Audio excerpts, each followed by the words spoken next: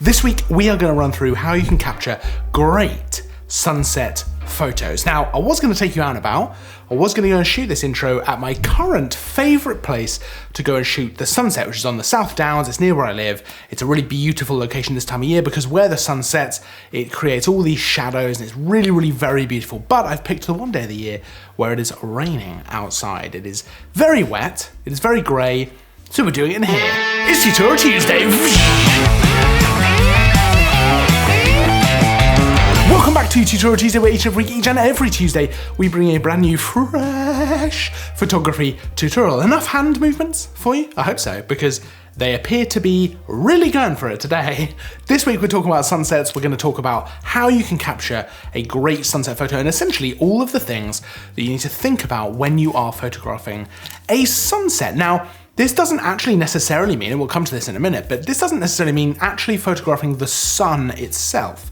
That's a big thing, I think, when it comes to photographing the sunset in general. It's not always just about the sun. There is so much more going on. But from a pretty early point in when we start learning photography, we are often taught that sunset, sunrise, that's the best time to go and shoot pretty much all types of photography. You're gonna get the best light. It's true, right? Soft light, lovely golden tones, the sky looks beautiful, everything looks lovely, the shadows are brilliant, you know, nice bit of contrast, but it's still very flattering. If you do portrait photography, it's very flattering on the model.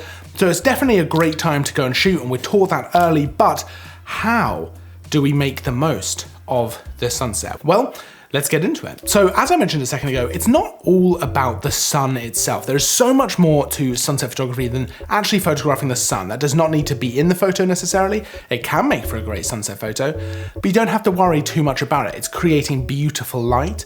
It's creating nice contrast, nice shadows, a very interesting kind of depth to things. The clouds can look fantastic. The sky is beautiful. There's a lot to photograph within the kind of sunset time. And that's the first thing I want to talk about is timing. Now, a lot of people, when they go to photograph a sunset, if they picked a location, they will arrive probably a little bit too late. That means they might arrive 15 minutes before the sun's going to set, and it's not going to give them enough time to actually properly explore the actual location, the environment, and find some good compositions. My biggest tip is to arrive early and leave late. Get there maybe even an hour before sunset. Really scout things out. Find a good composition. There are locations near to where I've lived that I have shot sunset at loads of times, Beachy Head for example, and I keep finding new compositions, new places within that location to shoot the sunset. It is a great thing to really give yourself enough time to scout that out, to come away with the best possible photo. And the same goes to leaving late as well. A lot of people will leave once the sun goes down over the horizon. But actually, if you wait 15, 20, 30 minutes on, all kinds of interesting things can happen. That's when the clouds can just erupt into these different colors. You can get this incredible glow in the clouds, which can look fantastic. And that's something you don't get straight away. You have to wait, 15, 20 minutes, and it'll only be visible probably for 3 to 5 minutes. The number of times I've driven away and seen in my rear window that there's a beautiful orange sky now with the clouds just on fire.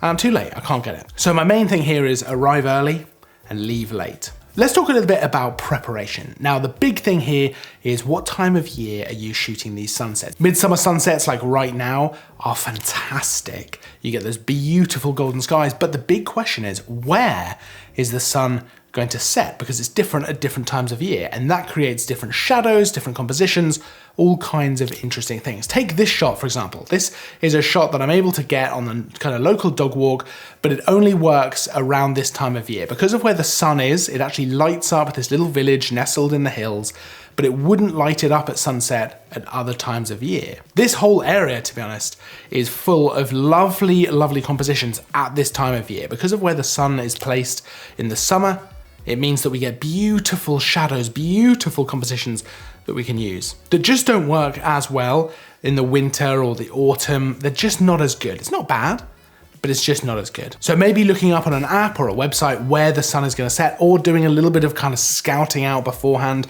trying to work out where that sun's going to go down and therefore what's going to be illuminated, what's going to be in shadow. that can be a great way to work out how you're going to frame up your composition. Something else I would always generally suggest is to bring a tripod. Now, sometimes it doesn't always feel like you need a tripod these days.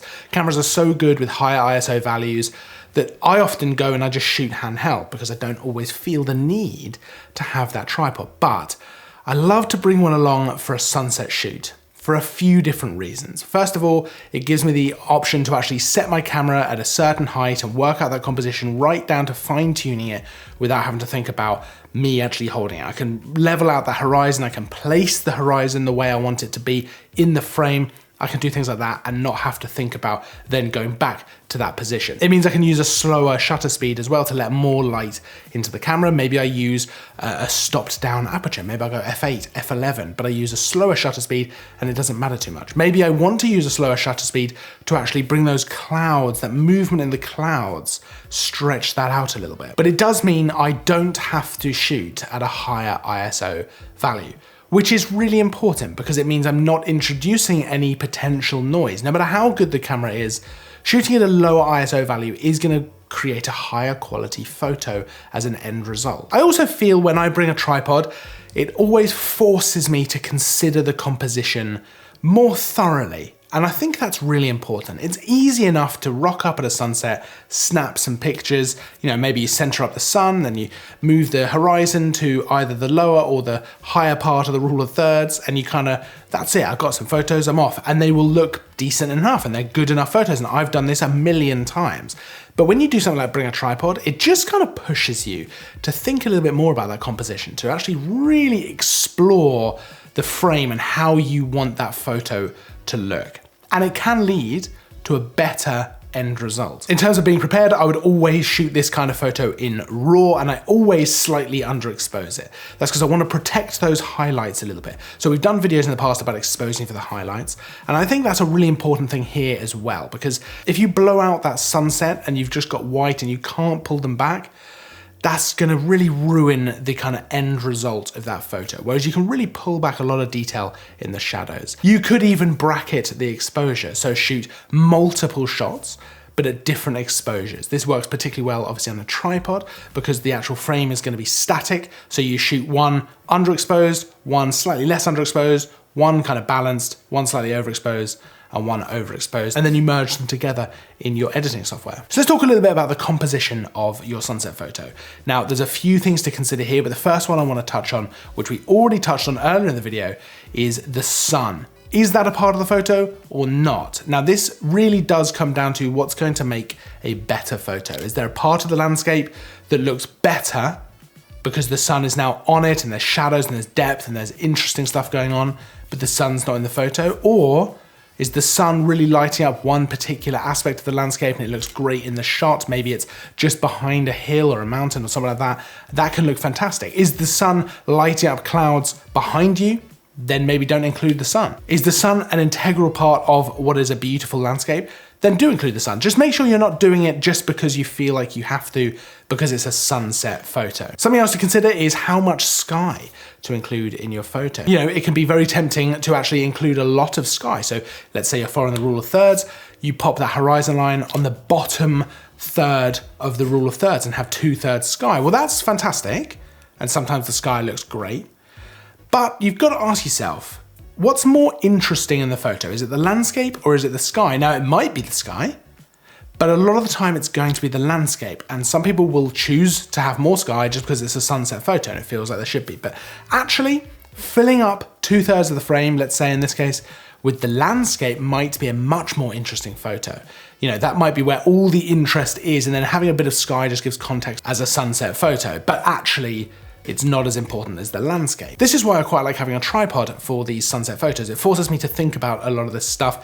And because I'm not choosing to do it handheld, where part of me is thinking about not shaking the camera, part of me is thinking about am I level, all that kind of stuff, I'm not thinking as much about the composition, whereas with the tripod, I've got all the time in the world. I've got all the time to work out how that composition should be and how I'm gonna fill the frame or not fill the frame or what I'm gonna do with this sunset photo. Let me know some of your tips down in the comments, because I feel like we've just scratched the surface of some of this sunset stuff. It's a good way of getting kind of set up and ready to go. but there's loads more that we could talk about. So I'd love to hear your tips for going and shooting at the sunset. Do you bracket it? Do you go and shoot handheld? Do you take a tripod? Let me know all of this stuff down in the comments. I read every single one, so I really appreciate every one of you who comments on these videos. Of course, there's a full list of all the kit we use for all these photos, this video, everything down in the description, so you can check that out for yourself. Don't forget to like and subscribe for more content every week. But until then, as always, thanks for watching.